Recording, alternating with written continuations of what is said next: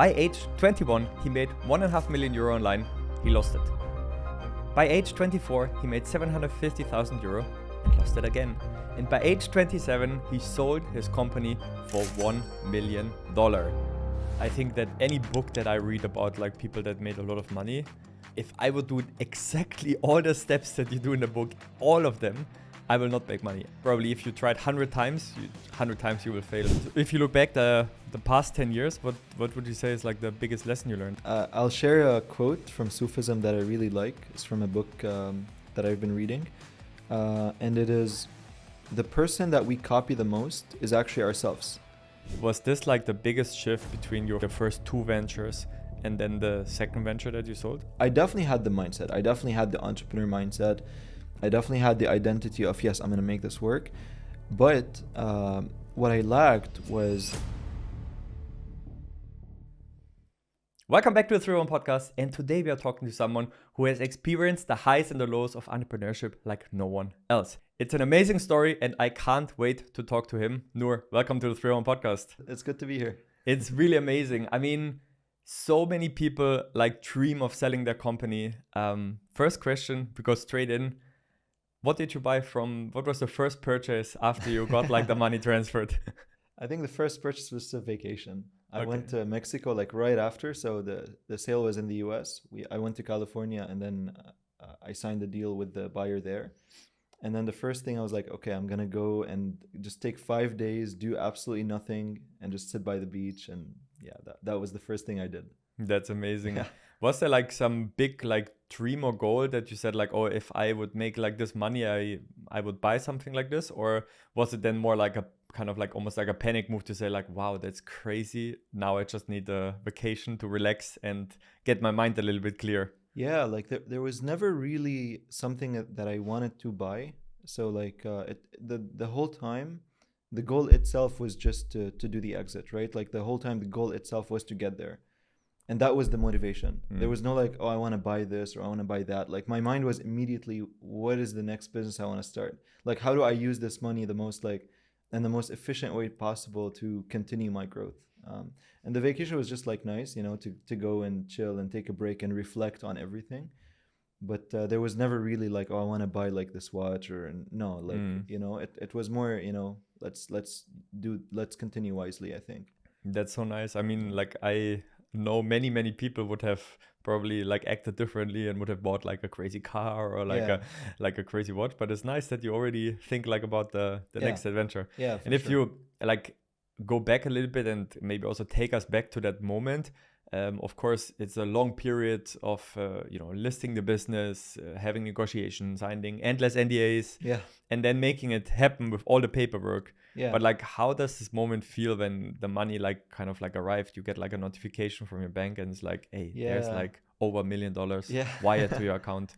Yeah, like so what I do every morning, and I did this for more than 3-4 like for years, I've done this every single morning, is I visualize myself kind of already having that goal, right? Like I sit down, I close my eyes, I have certain music, like track that I play. It's like kind of like one of those meditation music videos on YouTube. And then I just visualize myself having that goal. And then when I was kind of in the process of building the business and then building up to an exit, I always had that like a feeling of or that vision, that visualization of like shaking someone's hand and then signing that deal and then immediately going to somewhere where I'm alone and then calling my dad and telling him, hey, I just like exit my business. That's and amazing. I just thought about that every day. Like I would sit down on a bench somewhere in Amsterdam and then put on that meditation music and then visualize that. And that's the exact thing that I did when it happened. Oh, wow. That's crazy. Yeah. How did your parents react to it? Yeah, and my dad was really happy. Like, he was really, really happy, of course, like proud, And yeah, I kind of was telling him about it along the way and he saw me build it from scratch. And then, yeah, obviously, like he really felt proud. Yeah, let's also take the listener along because, of course, everyone is like, okay, but what is the company that you sold? I mean, I think it's also, a pretty cool story how you kind of, found out about like Alex Hormozi and acquisition.com, because this is where you basically listed your company, or is I, that not true? I listed it on acquire.com. It's a very Acquire. similar name. Yeah. Yeah, but I did like get influenced so much by Alex Hormozi throughout the whole process. Like Yeah. once I started the business, I was reading his books all the time. Like I would go on an hour walk every day listening to his book over and over. And I even went to his workshop actually at acquisition.com right after I sold it as well. So that was like my next, like I sold it and then I went straight to Las Vegas. That's where his HQ is. And then I went to Mexico after that. But, you know, I did go to acquisition.com. Oh, nice. But yeah, like, I mean, it was acquire.com where I initially sold it. So they're more like a marketplace where anybody can actually list a business, and they really help you. They really do. Like they offer you coaching if your business is above a certain valuation, and they just like help you get there initially. Yeah. I think there was also like a podcast where you also talked with them directly, and also I think it was quite interesting that you said like that they really took you also along in this whole journey, right? That like selling a business. I mean, you were a super young guy. You were 27 or 26 probably, and like, okay, where do you even start, right? Like what paperwork do you need? Like how many NDAs do I need? A lawyer? Like all this kind of stuff. So they really helped you there to do it. Yeah, for sure. And what was the initial idea of the business? Because of course we're going to talk about all your ventures before, because you had like many cool entrepreneurial ventures. Yeah. But what was your like initial idea with the business? Yeah, I mean, it's a funny story actually. So I studied psychology, right? I'm actually I've completed a master's in psychology and behavior change, health promotion, behavior change. And so this is my background. Like, I'm really into psychology, into what makes like people change their behavior, what makes people feel a certain way. And funny enough, like there was a point in my life where I was not able to do that for myself. So I had a relationship at the time, a romantic relationship, and I was if you've ever heard of attachment styles, like there's different attachment styles that people have. So some people are anxious in relationships. They feel anxious. They feel maybe like that their partner might leave them, or they're just hyper vigilant all the time. Some people are avoidant, which means that they put distance. Whenever something feels off, they put distance. And when those two people meet, like when an anxious partner and an avoidant partner are together, it's usually a really bad thing. It's a really bad idea. Like it's trouble. You want to stay away from that. It makes the anxious person feel more anxious, the avoidant person feel more that they need distance. I was the anxious one. And so one day I was in the shower and I just thought to myself, like, all this pain that I'm feeling, I know from psychology that this is actually really common. There's 1 in 5 people who have this, like anxious attachment. And so there's millions of people around the world suffering from this. And I figured this is a really good business idea. Actually, I need to start this immediately. And so within like a week, I wrote a landing page and I sold it. I sold the offer before I even had a product. And I put it on Google Ads and people bought. Like people just wanted this. Like it seemed like it clicked. Like it was perfect product market fit from the start. And so I sold a few of the program, a few slots, and I needed to give them a product. So what do I do? Like, now thankfully I have the background. So what I did was I just emailed everybody. I said, hey, thanks for joining. We're actually just in the middle of releasing the program. It'll be ready in about a week. As an apology, we'll give you like the first month off or something. And I took a week to record everything in my bedroom. Like I had a buzz cut at the time. I was not ready at all. And I just recorded everything in the bedroom, and I released the app and the program, the course, and then people loved it. Like the funny thing is, even after a year or so of having the program, and after that I kind of worked with psychologists and we redesigned the whole thing and we made it very professional. Psychologists like giving the program and teaching and everything. And I used to do like those reviews of the courses and like ask people like a self-report, like ask them, what did you think of this course? What did you think of this course? And the favorite was always the first one that I recorded in the bedroom. I never took it out. Yeah. Yeah, because it resonated so much. Yeah, and I Yeah. think maybe it was like the most raw and real, right? Yeah, Probably. exactly. Yeah. Exactly. Like it came right from the pain. And Yeah. that's why people really liked it. Like Yeah. they felt like they saw themselves in what I was saying. When did you feel that you had like product market fit? Like, was it then really immediately that you put it out and you're like, wow, there's a huge Yeah. amount of people that Yeah. experience exactly the same? Yeah, yeah, for sure. Like in the beginning, there. So the thing about like internet marketing or launching a product is a lot of the time, if you have a winning product, be it like an e-commerce product or a info product or whatever, you might find interest from the start, like from the very, you just launch an ad and then people buy. But it doesn't mean that this product is scalable because sometimes like the numbers just don't work. So when I first started selling this product, it was priced at like $10 a month, which was just nothing, you know. Mm.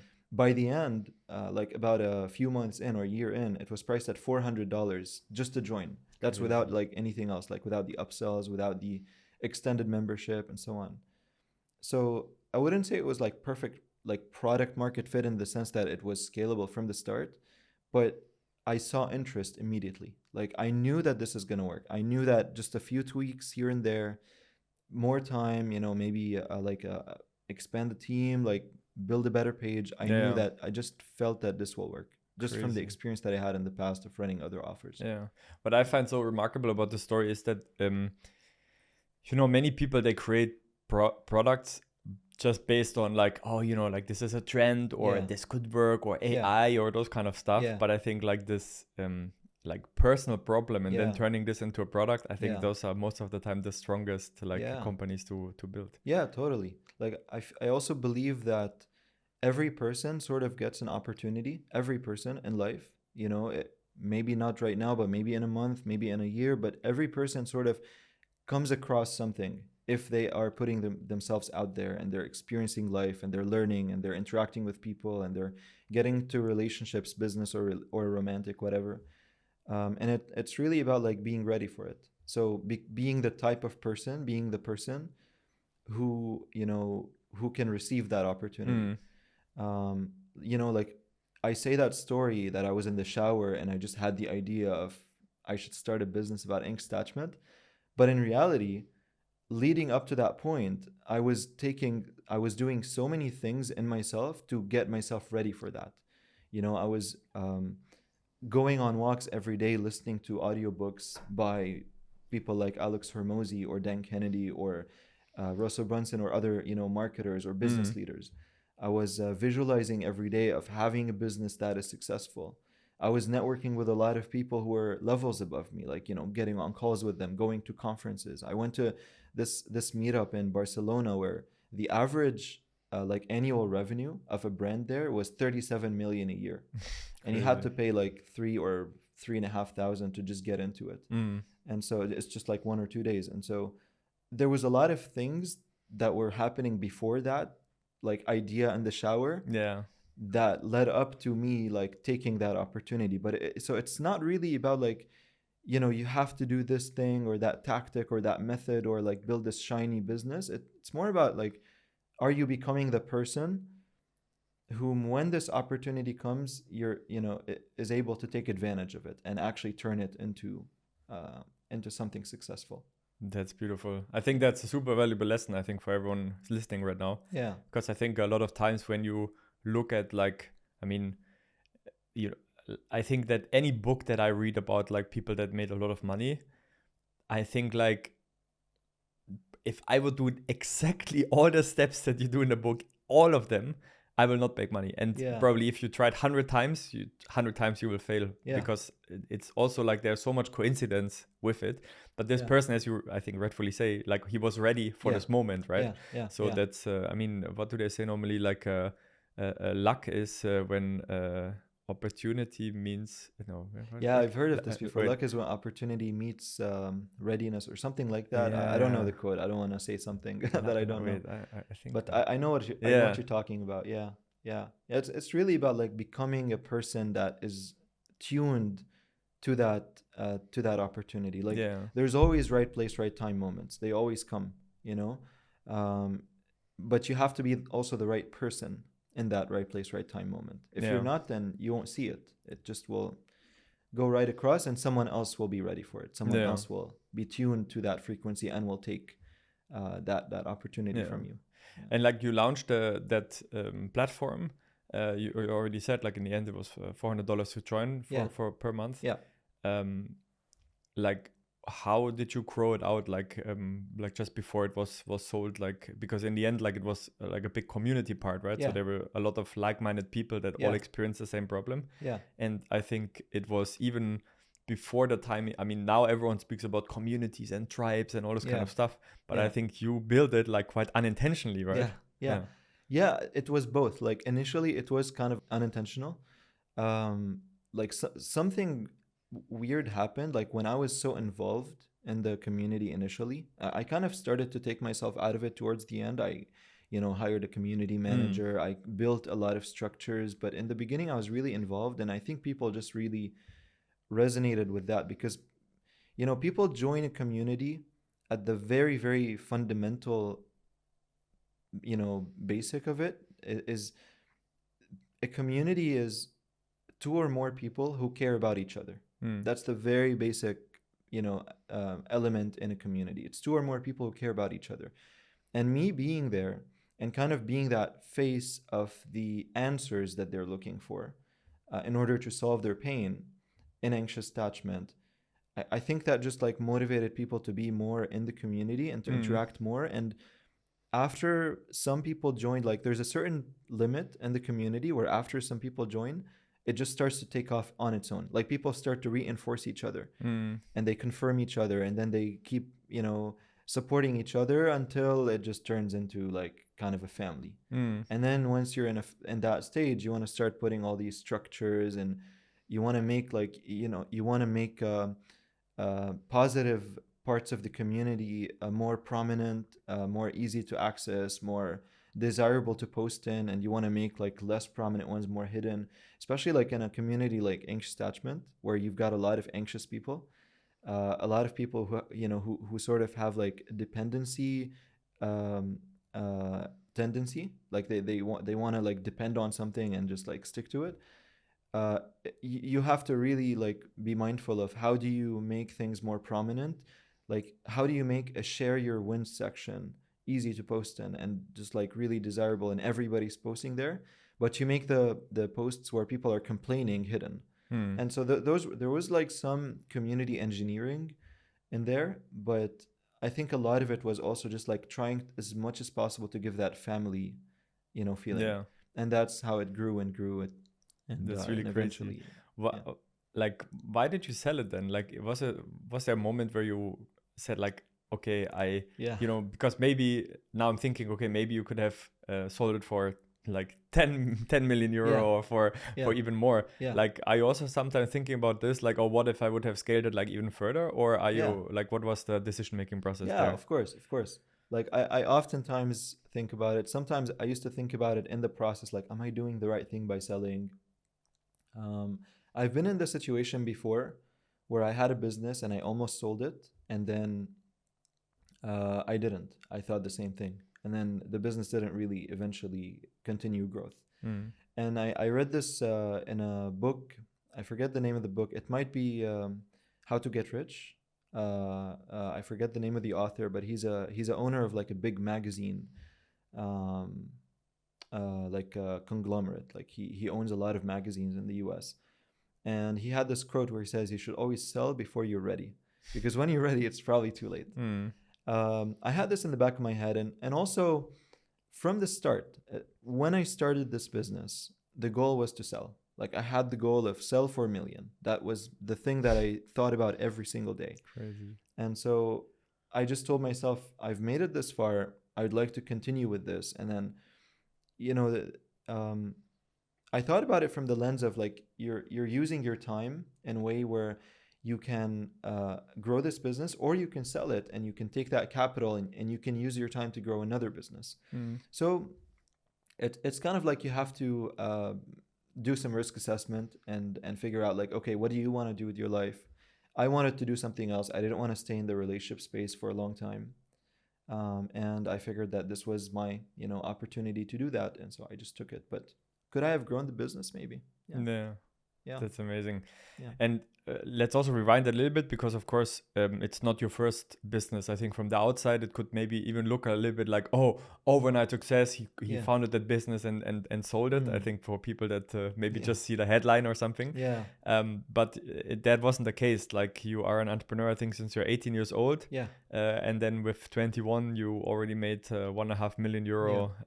What was this business like? What was the first business that you had? Yeah. I started with affiliate marketing. I started in school. I was in high school, and then a friend of mine comes over and he's like, I discovered this crazy cool thing called content locking. It's like you take something people want, like a book, a PDF, a game hack, whatever, and you lock it behind a survey wall.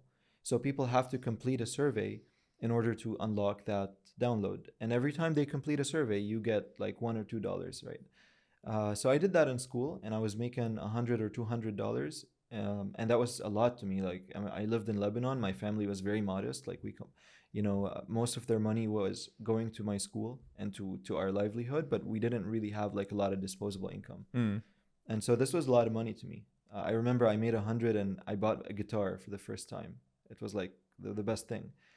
And then I grew, and then I just kept going with it. After content locking, I discovered e-commerce affiliate marketing, and then I started promoting like all these e-commerce products, and then I signed up to all these networks, and then I just grew and grew and grew.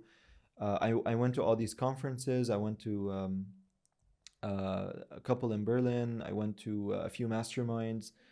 Some of them were like $10,000 to join. So, as a kid, like that, I had a really hard time explaining that to my parents and to people. But the thing about that business, which is really interesting, was I was very naive. I kind of believed everything was going to work, and it did. And I just bet everything on myself. I didn't think that this could fail. The thought didn't occur because of naivety, like not because I was like so smart or something.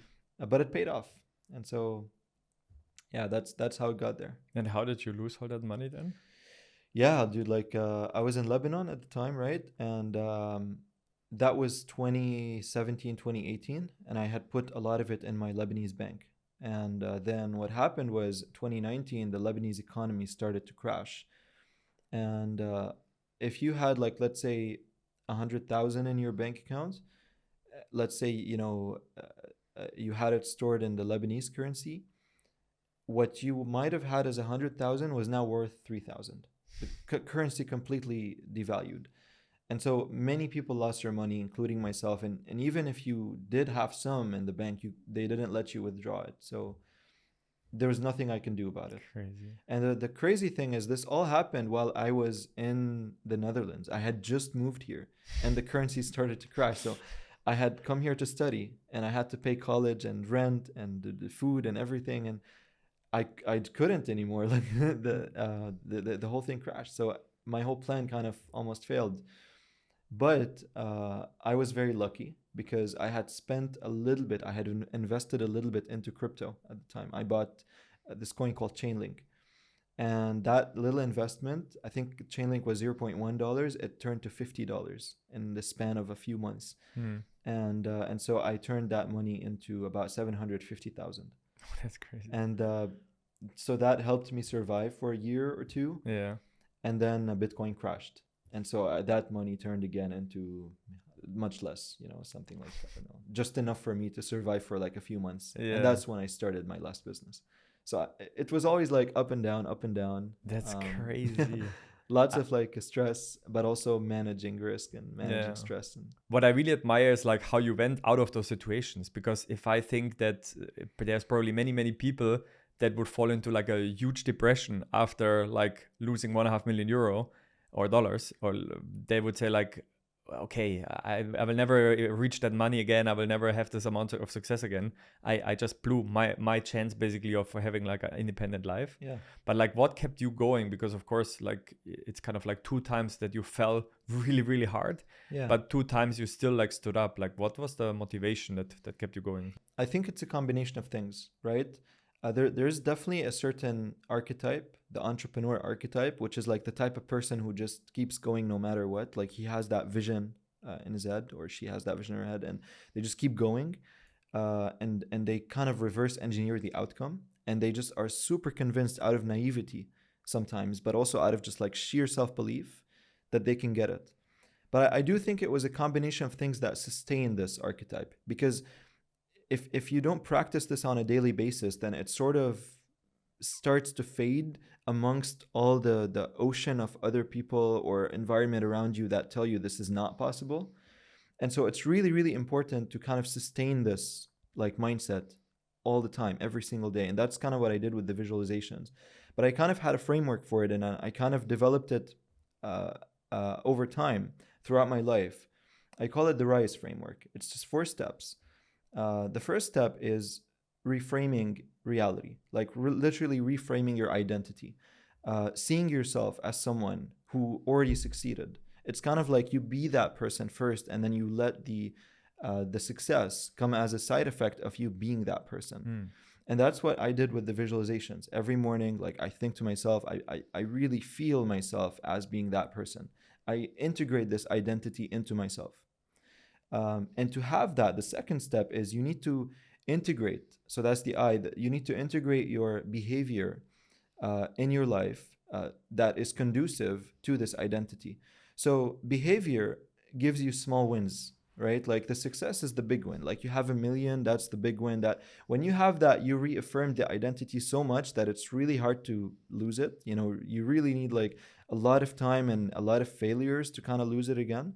But the behaviors are what keep you going until you get there, because there's small wins in your day. So things like going every day and reading. If you tell yourself, I'm going to go and read for 30 minutes and you do it, that's a small win that reaffirms the identity that you are that type of person who, you know, builds $1 million business.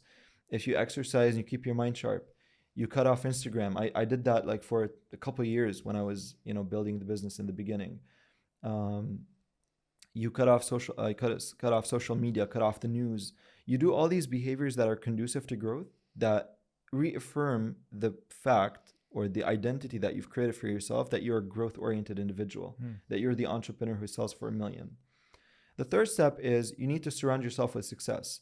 Like we literally get colored by the people around us. If we are around people who have a lot of limiting beliefs about success, we will get those beliefs from them. We get colored. And so surrounding myself with a lot of people, like going to these events where people are making way more than I even, you know, can fathom, or listening to a lot of content of people that I really admire. Just surrounding myself with success all the time gets me to be colored with those people, by those people.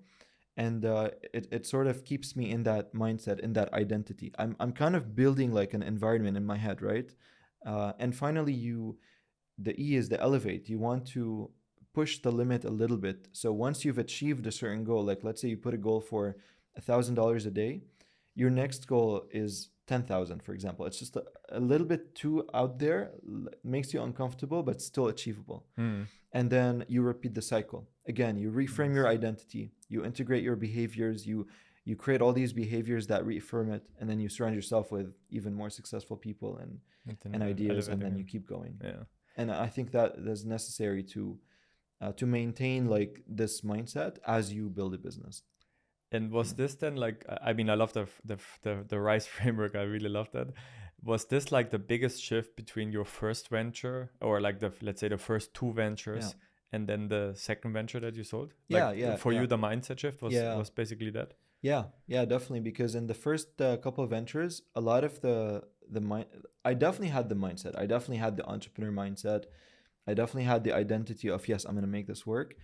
But what I lacked was the fact that I was always looking at tactics, and I was always looking at methods. I was like, oh, what's working right now? Oh, e-commerce. Oh, drop shipping. Oh, affiliate marketing. This offer, that offer. This channel, like Facebook ads, whatever. All of these things are tools, and of course you really need to be good at them. You really need to learn. But the major shift for me was becoming a different type of person. Not a type of person who makes money and then loses it all immediately, like from affiliate marketing or from e-commerce, but being a type of person who builds a value-based business and sells it for $1 million because it's real value, because people want to pay this much for it, right? So it's just becoming a different type of person. And then that opportunity sort of came, and I was able to take advantage of it. That's epic. Yeah. I think that's so cool. I mean, we know each other, I think maybe like 2 years or 1.5 years Yeah. when we met the first time. Yeah. And I think it was just after you sold the company. So Yeah. I met like a very relaxed Yeah. Nour Yeah. at this time. Yeah. I think you were You really did. like, okay, like Yeah. I've done it. Yeah. And now let's see. Yeah. And I found this like really interesting. So you Yeah. had like all these kinds of like different ideas. And I don't want to always like just like talk about the positive things, you know, because I Yeah. think Of course. the where you can learn the most is like the failures. So what were the like startup ventures that you kind of started and considered the last 1.5 years that were totally like a fail? Yeah. I think one of them was Clearskin. I don't know if it's a complete fail yet, but it was a venture that I started that came out of like my own need again. Like I struggled with acne in the past, and I really, really hated that so much, that problem, because I could just never get rid of it. Mm. And so I figured that maybe I can start a business that helps people with that. What I didn't realize was I went for a model similar to the anxious attachment model that I had before. And I thought that maybe people want care and they want support and they want help in this business. And maybe they do. Maybe that there was a different way for me to market this where it would have resonated with people. And actually, we did get a few clients, quite a few, but it was never profitable. Um, what I realized was in this business, I was not giving people what they wanted. A lot of the time, what people wanted was a quick fix. Mm. They wanted a cream, they wanted a pill, they wanted a mask that they can put on. And it was not something that I personally was willing to do, because being someone who has tried all those things, not all them work, you know. And one of the most important things for me right now when building a business is like integrity, it's honesty. Can I actually guarantee results for people? Can I actually build a product that helps them and provides value, rather than just like, you know, sells them something and then just doesn't do anything? And so because of that, I decided that maybe this was just not a path for me. Mm. And so that was one business that didn't really take off. And there's a lot of them. There's a lot of Yeah. them. You know, for every successful business, there was like maybe 2 or 3 failed businesses. But Yeah. that's just the game of entrepreneurship. And did you also then consider, for example, like investments in this time? Did you like talk to startups? Did you look for equity? Is there anything that you can share? Yeah, not particularly, not so much. I did go on acquire.com. They gave me like you know, an account where I can look at startups to buy or invest in, but Mm. I wasn't really interested as much, because I kind of wanted to build my own thing again, you know. But that's just me. That's just like I love the 0 to 1 hustle. I Mm. really like building something from scratch and then seeing it evolve into something really great. Um, but yeah, that's my thoughts on that. Yeah. And what's for you so fascinating about this 0 to 1 process? I think that's the process that I think most people probably hate, Yeah. because it's like the most difficult one, you know, to get Yeah. the first traction, the first client, the first this, the first win. Yeah. But like, what fascinates you so much about it? Yeah, I mean, maybe it has to do with my background, like, as you know, in psychology, or just like human mind, human transformation. I just really love the idea of venturing into your mind, really, really thinking about, like, really self introspecting, like looking at yourself and seeing what is there, what is not there, and then being able to kind of maybe tune into the world and come up with a business idea, Mm. and then take that from nothing. It's almost like you're going into a cave. All you've got is a flashlight and you're trying to find like the gold, right? Mm. And then taking that and turning it into something real, something tangible, something that helps people, making an impact in the world, changing something. I just really like it, you know. It just, it's fascinating. I mean, I feel like it's way more impactful than, you know, taking something from, I don't know, 1 to 2 or 1 to 10. Maybe not, of course, like that's also really important, getting your product to many people. Mm. But I just really love this idea of taking an idea and turning it into something that, you know, provides an impact to the world. That's Yeah. so cool. And if you go back to the present day, to the day, like, what are you busy right now? Like, do you have already a new venture that you're working Yeah. on? Is there anything Yeah. exciting that you can share already? Yeah, for sure. Oh, nice. Right now, I'm working on Growth Addicts. Growth Addicts is my version of just like an app, but also a community for people who are growth oriented, for people who want to grow in their entrepreneurial path, but also in other fields, in other industries, in other aspects. I've always been fascinated by growth. It's my passion to change behavior in myself and in other people. That's literally what I studied.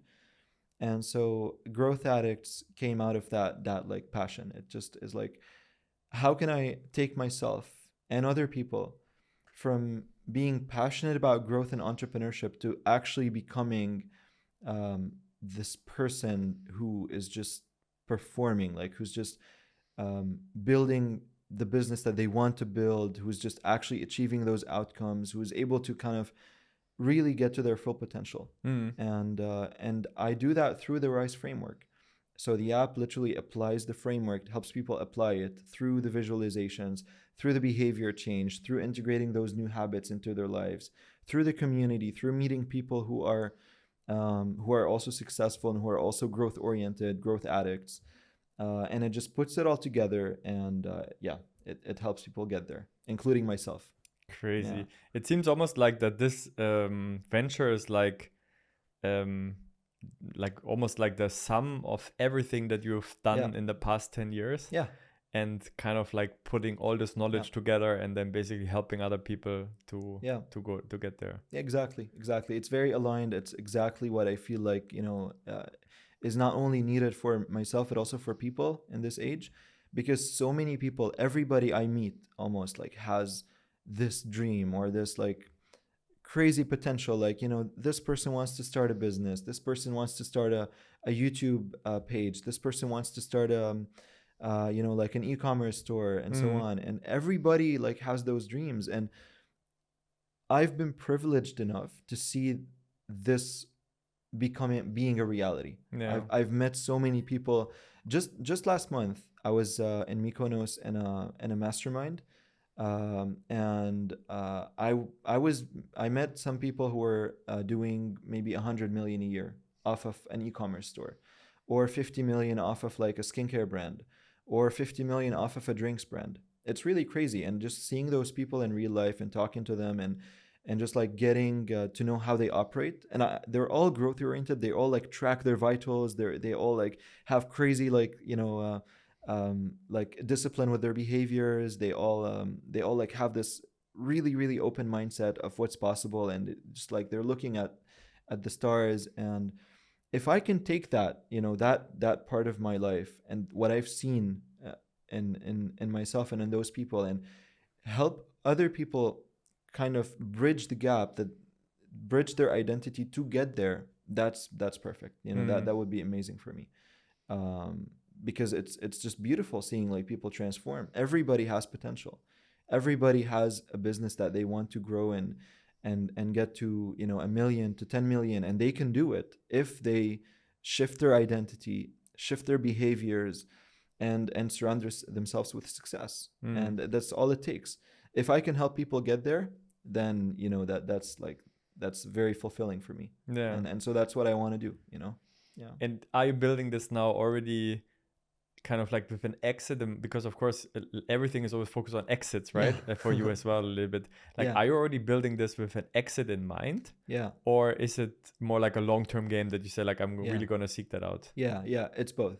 So I feel like there always has to be some this is just my personal opinion. Like, whenever someone builds a business, I feel like it's always smart to have some exit plan mapped out, in the sense that you're building the business, so it does not depend on you at some point, like maybe in 5 years, maybe in 10 years. So if you want to exit, you have the option to.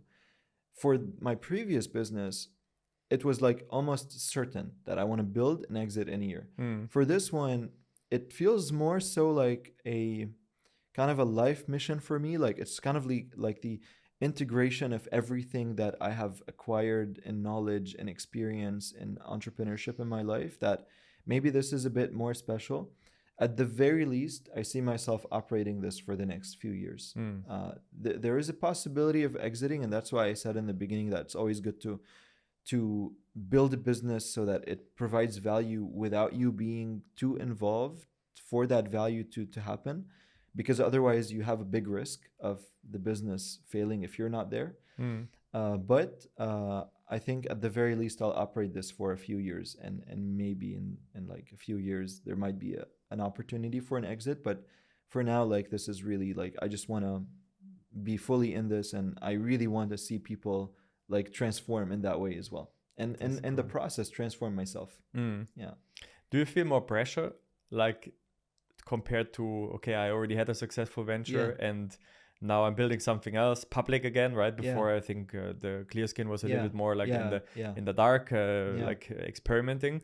But I think with Growth Addicts, the next step is like really to get out and like full blast marketing and say like, hey, everyone join the platform. Is that a little bit scary, or like, does it give you pressure as well, or?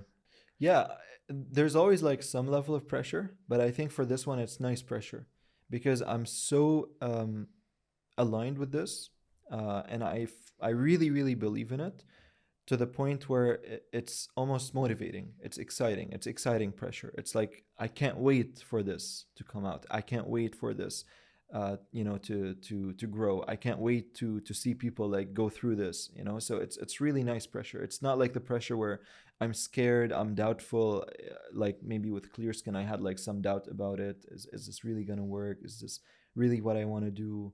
With this one, it's more like, yes, of course, there's pressure in the sense that I want to get it to the point where I see it's like growing and everything, and it's bigger. But at the same time, it's nice. It's nice to have that little motivating pressure so that you really, really deliver. Yeah. So if you look back the past 10 years, what would you say is like the biggest lesson you learned? Yeah. I mean, I'll share a quote from Sufism that I really like. It's from a book that I've been reading. And it is, the person that we copy the most is actually ourselves. If you think about it, we copy the version of ourselves from yesterday. We have the same patterns, we have the same behaviors, we're the same person. We're just copying ourselves over and over and over, but out of ignorance, because we don't realize it. We don't think about it. And we cannot expect reality to change if we keep doing this all the time. If we keep copying ourselves all the time, reality is gonna keep copying itself for us in some certain way. So in order for our reality to change, we also have to break those patterns a little bit. We have to change a few things in ourselves. Of course, maybe not like super core things, like if you have value honesty, don't change that. But like, there are some things that are good to break. And so you ask about the biggest lesson. I think it's this. I think it's the fact that success is not static. Success is not, it does not come from rest. It does not come from copying yourself every day and not doing anything. It comes from doing those little things, this disciplined act of doing those little things every day, like visualizing every day, going to the gym or exercising or whatever it is to keep your mind sharp and your body healthy. It is doing those behaviors that keep you in the like growth identity loop until eventually you grow. But then even when you get there, it doesn't stop. You just elevate your outcomes, and then you continue in this discipline. Because the moment you stop, you lose this identity, and then you go back to copying yourself over and over and over, and you just keep getting the same results. With everything that you're doing, like, it almost seems like you're constantly on, like you sell your business, then you take like a vacation, but then like you also like go to like acquisition.com with Alex Hormozi in the workshop, like immediately getting ideas again and like scaling shit, and then you take a little bit of holiday to Mexico, but then you immediately almost go into action mode. Or what can I build? What can I do? Is there ever a moment where you really switch off? Probably not. Yeah, probably not, because a lot of this is life. A lot of this for me is life. It's not like work life. When things are really aligned, it does not feel like I need to switch off, because it feels like everything I'm doing is going into the outcome that I eventually want to get to. And the journey itself is also really beautiful. Mm. Like there's a level of surrender in a lot of my life and a lot of what I do, which is just kind of surrendering myself to the universe, to the world, and allowing, just waiting for things to happen, and just taking action when I feel like I need to take action. So it's not like I feel I'm forced to do something I don't want to do and then I need to switch off. It's almost like I'm just flowing with the world and everything is aligned. And in that state of flow, I don't feel that I really need to switch off. Mm. The vacations are nice because they're not nice because of rest. Actually, they're nice because of inspiration. Mm. I feel like I draw a lot of inspiration from nature and from water. Whenever I'm in the water, I feel like, it's the best feeling ever. Or when I'm in the presence of mountains and so on. So that's why I love to go on breaks, and I love to go on to these locations.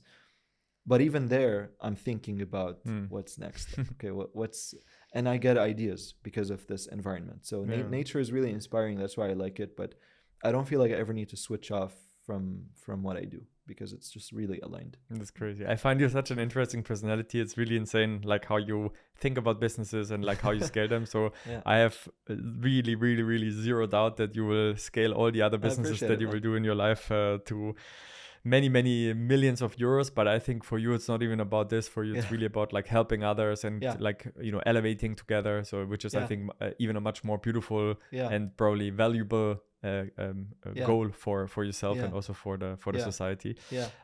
Before we leave off, I always have 3 final questions to every guest. I'm also going to ask them to you. What's something that you're currently learning that you're not good at? Something I'm currently learning that I'm not good at. I would say that would be coding, maybe a little bit of coding. I took a course about a couple months ago on JavaScript and all the backend that has to do with coding, because I feel like with my current app, I have to, put in a little bit of work to develop something that is custom made. Because there's nothing out there's no platform that can integrate all these like elements that I talked about before, the visualizations, the habit tracking, the behavior change, the community. I feel that it has to be custom, and so I really put time into coding over the last few months. It's been nice. The fact that there's AI now helps a lot. So but I feel even with AI, you really have to understand what's happening. Yeah, And so yeah, that's kind that's of coding. yeah. Nice. What name would you give this chapter of your life? Chapter. I would give it growth. Growth. It's it's Fits to the new venture. fits to everything, right? Yeah. Growth. Perfect. And I think growth, it kind of fits into all chapters in some way. Yeah. But for this one specifically, it comes after a period of a lot of change in my life, and I kind of got to a point where it's more stable. Everything kind of stabilized after the exit, after moving, after all that stuff, and so now it's you need stability to grow, and so Yeah. it's a growth phase for sure. Nice. And if you could send a SMS to all mobile phones in the world, what would you say? Yeah, I would say use life, like use the potential that you have. Life is, I think, really precious. It's, if you think about it, it's the probably the rarest thing in the universe as far as we know at the moment. People say like diamonds and gold and all that are rare, but if you think about it, human life is one of a kind. Like there's nowhere else in the world that it exists, and we have it. And I think like we should really use that. We should really use the consciousness that we have, the power that we have been given. I really think we should not like just let it go to waste. Sitting on Netflix or mindless scrolling or going to a job that we don't like, it just doesn't make sense, you know. Of course, unless we're really, really forced to do that. But yeah, I think, you know, life is really precious, and we should just really, really aim to maximize it, to bring the best of it, not in a materialistic way, but in like really make use of this precious thing that we've been given. And try to reach the potential that we all have. Yeah. That's nice. So cool. Nour, thank you so much for the awesome conversation. Thanks for having me. People want to find you, if they want to join Growth Addicts, if they want to get in touch with you, now it's the chance to give a shout out to yourself. Yeah, I mean, if you're interested in Growth Addicts and you'd like to be part of the community, you'd like to be part of the app, you'd like to really like change, you know, your behavior, maybe your identity, you can just sign up at growthaddicts.com. I created a assessment that helps you just like go through the different steps of the RICE framework and sort of figure out where you are and maybe like map out a kind of transformation for yourself. It's free. You could take it at growthaddicts.com. And if you want to follow me and just like see more of me and more of the content that I put out, then you can just find me on Instagram. My handle is Neuronius. Maybe you can just put it up on a screen. And yeah, I'd love to hear from you if you ever want to like reach out as well. I'm open. And yeah. Awesome. Yeah. Of course, we will also link all the notes and all the links and everything that you need to know about Nour and his new venture, Growth Addicts, in the description. Everything will be very easy to click on it to make it easier for you and also to find him. And now, thank you so much for listening to the 301 podcast again. We learned today a lot about growing, about building a company, about scaling, about selling. So it was an awesome conversation. And the last thing that I want you to do today is to hit that subscribe button, because I still over 80% of the people that are listening to this episode right now are not subscribed. So go subscribe to the 301 podcast, and we see each other in the new episode in 2 weeks' time.